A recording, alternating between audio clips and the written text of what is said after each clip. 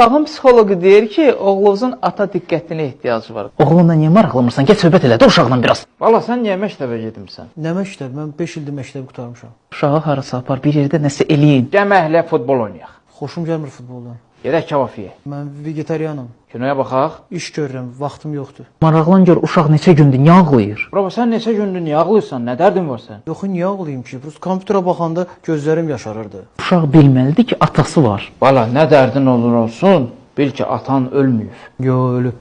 Ölüb nə də?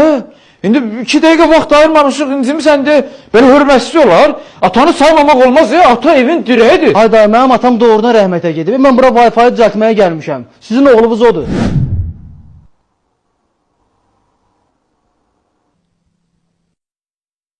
Valla sən niyə məktəbə gedimsən? Nəşə etdi beyni dumanlıq məni, mal elədi sanki oyanlıq məni, nahala saldılar kamanlıq məni.